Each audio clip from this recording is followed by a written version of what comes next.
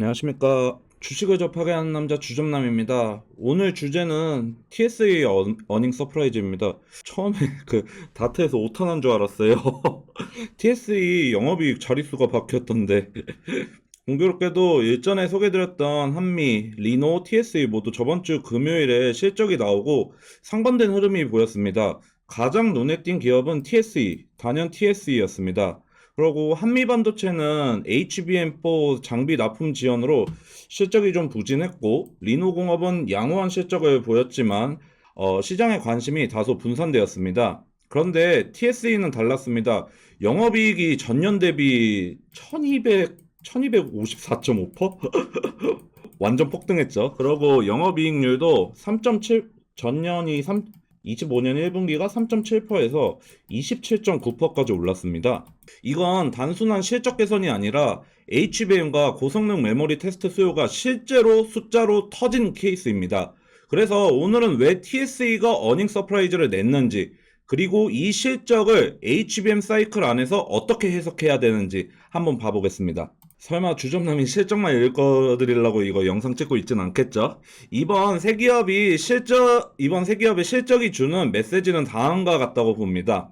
HBM 수요는 꺾인 게 아니라 테스트 부품에서 먼저 숫자로 확인되고 있다. 최근 시장에서는 한미 반도체 실적 부진을 보고 HBM 사이클 둔화됐나? 라는 우려가 나왔습니다. 하지만 만약 HBM 수요가 정말 꺾였다면 TSE가 이런 미친 실적이 나오기가 어려웠겠죠. TSE는 프로브 카드의 이거 판가죠. 평균 판가, ASP 상승, 수주 증가, 영업이익률 개선이 모두 동시에 보여줬습니다. 즉, 이번 1분기 실적은 HBM 수요가 죽었다라는 게 아니라 HBM 투자 수혜가 장비보다는 테스트 부품에서 먼저 인식되고 있다는 증거로 볼 수 있습니다. 그렇다면 이 세 기업 실적을 하나하나 한번 분석해 보시죠. 먼저 TSE 매출액 먼저 봐보겠습니다. 이게 막 분기 증가율로 보면은 21.6%, 한 뭐 조금밖에 안 오른 것처럼 보이는데 이게 전년이랑 비교를 해보면은 거의 두 배죠? 거진 두 배가 상승했습니다. TSE 괜찮은 거 솔직히 증권사 애널리스트 분들도 다 아셔가지고 컨센서스를 되게 높게 유지하고 계셨었단 말이에요. 근데 그 컨센서스마저도 이게 상회를 했습니다. 그런데 이게 핵심은 단순히 매출이 늘어난 게 아니라 진짜 중요한 건 이익 레버리지입니다. 반도체 부품 기업에서 이익이 이렇게 크게 뛴다는 거는 단순 물량 증가보다는 제품 믹스 개선, 판가 상승, 고부가 제품 비중 확대가 같이 나타났을 가능성이 높습니다. 즉, TSE의 이번 실적은 수요가 좋았다라는 수준을 넘어서 좋은 수요가 높은 수익성으로 연결됐다라는 의미가 큽니다. 그렇다면 이익 레버리지가 정말 맞는지 한번 영업이익 한번 봐보겠습니다. TSE 영업이익 추이입니다. TSE 2026년 1분기 영업이익은 419.9억 원으로 전년 동기 대비 무려 1254.5%나 상승하고 전분기 대비로도 112.1%, 거의 두 배가 넘게 상승했다는 거죠. 그래서 진짜 그 공시 보면서 진짜 오타난 줄 알았어요. 이 숫자를 하나 더 넣으셨나 막 봤어요. 이 숫자가 중요한 이유는 TSE가 단순히 반도체 업황 회복을 탄 정도가 아니라는 점입니다. 영업이익이 전년 대비 무려 10배 이상 증가했다는 건 매출 증가보다 이익 증가 속도가 훨씬 빨랐다는 뜻입니다. 결국 이번 실적의 핵심은 고성능 메모리 테스트 수요가 강해지면서 TSE의 이익 체력이 확 올라갔다는 것입니다. 그래서 저는 이번 실적이 단순히 호실적이 아니라 HBM 테스트 부품 수요가 숫자로 확인된 어닝 서프라이즈라고 봅니다. 다음으로 분기별 OP 마진 한번 들고 왔습니다. TSE의 2026년 1분기 영업이익률은 무려 27.9%, 27.9%입니다. 25년 1분기에 뭐 부진했던 분기였지만 3.7% 대비해가지고 1년 만에 무려 24.2%포인트나 개선됐습니다. 이건 진짜 굉장히 큰 변화입니다. 매출이 늘어도 원가 부담이 크다면 이익률은 크게 개선되지 않겠죠. 근데 TSE는 매출 증가와 동시에 이익률이 급등했습니다. 이 말은 결국 뭐냐? 더 비싼 제품을 팔았고, 더 비싼 제품이 아니라 제품 수요 제품은 계속 똑같았지만 제품 수요 증가로 비싸진 거겠죠. 더 좋은 마진 구조로 실적이 찍혔다는 뜻입니다. 여기서 핵심은 막 많았었잖아요, 제품이. 핵심은 프로브 카드입니다. TSE 어닝 서프라이즈 중심에는 프로브 카드가 있습니다. 이게 지금 수주 총액을 연도별하고 이번 26년 1분기만 들고 온 건데 25년까지 늘어나는 추세였다가 이게 딱 1분기고 요거 연도는 4분기잖아요. 근데 거의 반 이상을 했어요. 전년도 대비. 반 이상의 수주를 끌고 왔어요. 그러니까 주문 엄청 받았던 거죠. 프로브 카드는 반도체 테스트 공정에서 사용되는 핵심 부품입니다. 저번 영상에서 말씀드렸었죠. HBM, 고성능 D램, 낸드, SSD처럼 반도체 성능이 올라갈수록 테스트 난이도는 같이 올라갑니다. 전 영상에서 HBM은 기존 D램이 프로브 카드 두세 개 쓸 때 한 대여섯 개 정도 필요하다라고 말씀드렸었죠. 테스트 난이도가 올라가면 더 정교한 프로브 카드가 필요하고 이 과정에서 판가가 올라갈 수 있습니다. 그래가지고 이 다트에서 수주 개수까지 발표를 해줘가지고 한번 개수로 나눠봐서 한번 평균 단가를 한번 평균 판가를 한번 들고 와봤습니다. 야, 이게 계속 늘어나고 있는데 작년에 한 요 정도였는데 와, 이것도 거의 한 두 배가 늘었잖아요. 그러면은 물론 요거 프로브 카드로만 단정 지으면 안 되지만 매출이 한 두 배 정도 늘었는데 개수는 얼추 비슷하고 판가가 두 배 정도 올라서 갔으니까 매출이 한 두 배 정도 올라간 게 아닐까라고도 조심스럽게 추측 가능하겠죠. 진짜 대단합니다. 이거 어떻게 한 분기 만에 두 배가 되죠? 2026년 1분기 수주 총액이 2025년 연간 수주의 약 50% 수준까지 올라왔다는 점도 이 흐름을 뒷받침하고 있습니다. 즉, TSE의 어닝 서프라이즈는 HBM과 고성능 메모리 테스트 수요가 가격과 수익성으로 반영된 결과입니다. 그렇다면 이 TSE 판가 올라간 것까지 알았고, 그렇다면 왜 TSE의 수요가 몰렸을까요? 수요의 축은 크게 세 가지입니다. 우선 첫 번째로 삼성전자와 마이크론 HBM4 진출 및 확대입니다. HBM 시장이 SK하이닉스 중심에서 삼성전자와 마이크론까지 확장되면서 고성능 메모리 테스트 수요도 같이 늘어났습니다. 이건 거의 다 아는 사실이긴 하죠. 그러니까 사실 제가 더 주목하는 이유는 두 번째 이유입니다. 두 번째 이유는 중국 CXMT의 생산 확대입니다. PPT에도 나온 것처럼 CXMT 2026년 1분기 매출액이 약 508억 원 위안으로 전년 대비 거의 719.13% 증가했고 영업이익도 흑자 전환했습니다. 중국 메모리 업체들의 생산 확대는 결국 테스트 부품 수요 확대로 연결될 수 있고 TSE의 주요 고객사로 CXMT가 있다. 그렇다면 이제 이 수요의 증가 요인으로 판단할 수 있겠죠. 그리고 마지막으로 낸드랑 SSD 수요 부각입니다. 요즘 최근에는 이게 장이 안 좋아서 잠시 주춤하고 있지만 샌디스크 폰 미쳤었잖아요. AI 서버와 데이터 센터 투자가 늘어나면 HBM뿐 아니라 고성능 저장 장치 수요도 함께 부각된다고 저번에 비교하면서 말씀드렸었죠. GPU에서 이제 CPU로 관심이 분산되고 있고 메모리 측면에서도 HBM에서 HBF 낸드도 이거 올려 쌓은 거죠. 그러고 여기에 더해서 SSD까지 여기까지 관심이 분산되고 있다고 말씀드렸었잖아요. 정리하자면은 TSE는 HBM, 중국 메모리 증설, 낸드 SSD 수요라는 세 가지 축이 동시에 붙은 기업입니다. 반면에 한미반도체는 이번 2026년 1분기 실적에서 상당히 부진한 숫자로 기록했습니다. 매출액은 509억 원이고 전년 동기 대비 65.5% 감소, 전 분기 대비로도 마이너스 38.7% 감소했습니다. 숫자만 보면 확실히 어닝 쇼크에 가깝습니다. 그래서 시장에서는 자연스럽게 이런 질문이 나올 수 있겠죠. HBM 장비주, 특히 대표로 부각되고 있는 한미반도체가 이렇게 꺾였으면 HBM 사이클 자체가 끝난 게 아닌가라고 질문이 나올 수 있습니다.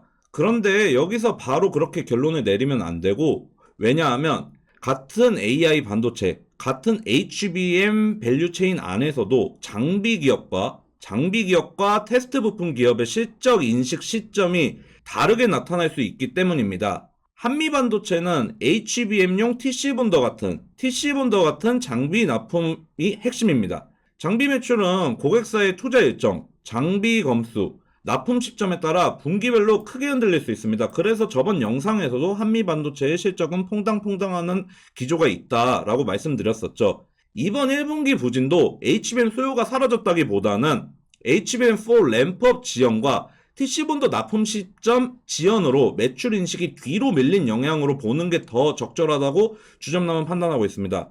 반면에 TSE는 테스트 부품 쪽 안에서 먼저 수요가 숫자로 찍혔습니다. 즉 이 두 가지 기업을 비교하자면은 한미 반도체 매출 부진은 HBM 수요 붕괴가 아니라 장비 매출 인식 지연 가능성으로 해석해야 한다는 뜻입니다. 다음으로 영업이익입니다. 영업이익은 매출보다 좀 더 심각하게 실적이 나왔습니다. 한미반도체 매출이 크게 줄면서 영업이익과 수익성도 함께 둔화됐습니다. 특히 중요한 게 이 영업이익인데 영업이익률이 잠시만요. 영업이익률이 16.6%가 나왔어요. 거의 계속 3, 40%를 유지하던 기업이 16%를 유지했다.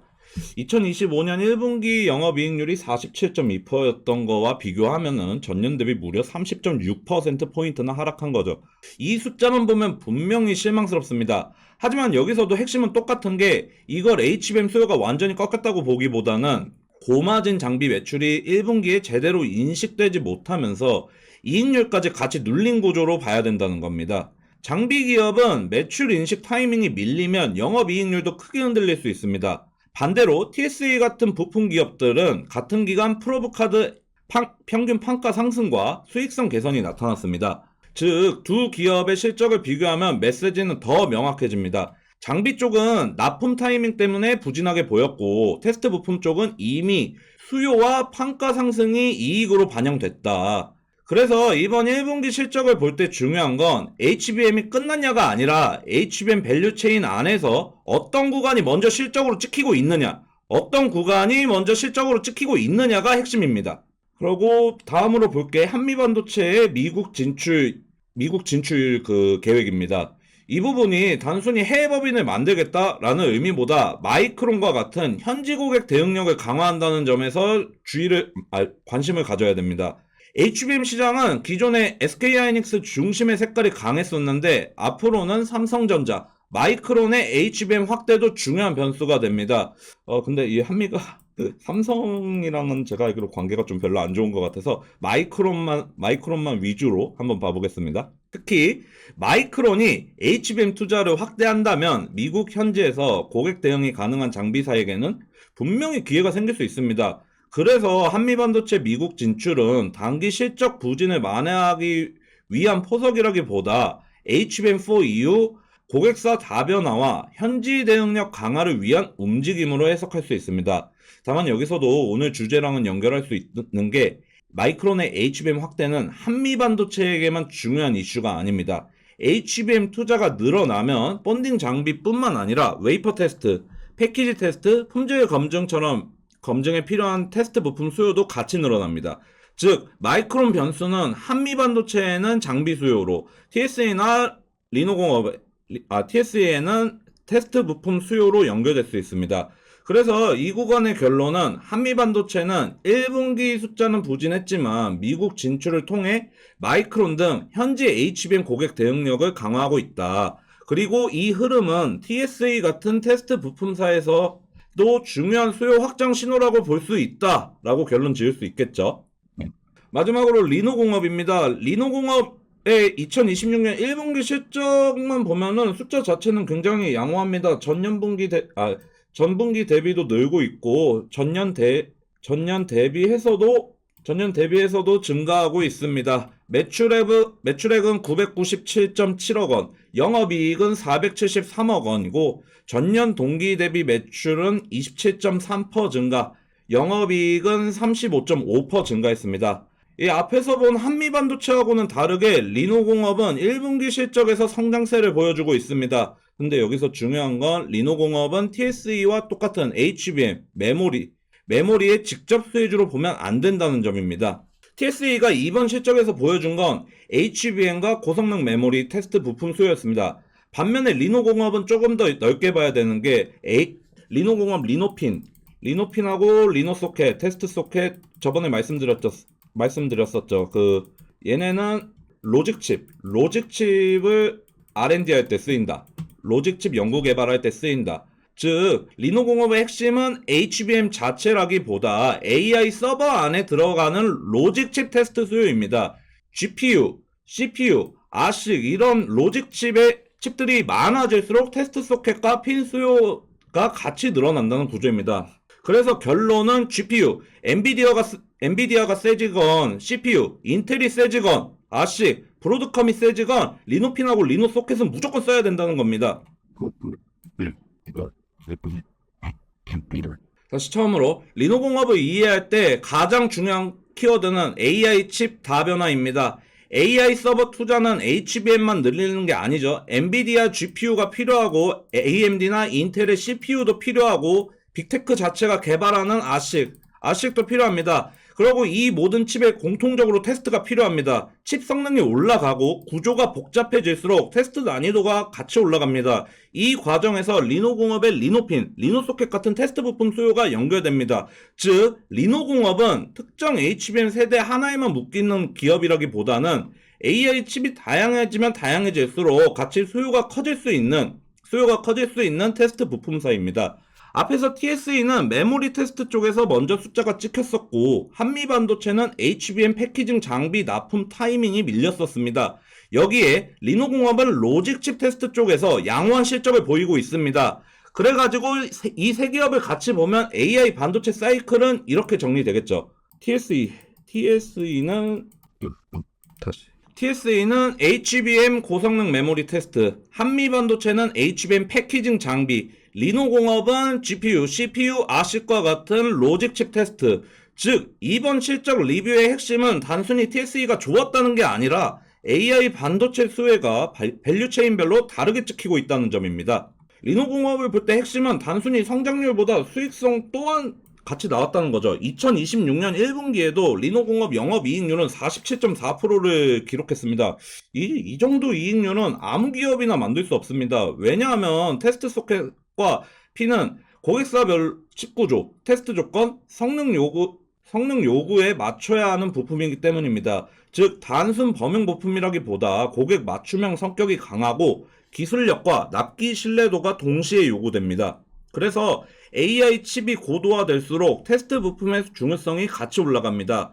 AI 서버 투자는 HBM만 늘리는 게 아니라 GPU, CPU, ASIC 모두 필요합니다. 그리고 이 모든 로직 칩은 테스트가 필요합니다. 그래서 이 과정에서 리노공업의 리노핀, 테스트핀과 리노소켓, 테스트 소켓 수요가 연결됩니다. 즉 리노공업은 특정 HBM 세대 하나에만 묶인 기업이 아니라 AI 칩 다변화 속에서 고마진 테스트 부품 수요를 가져갈 수 있는 기업입니다.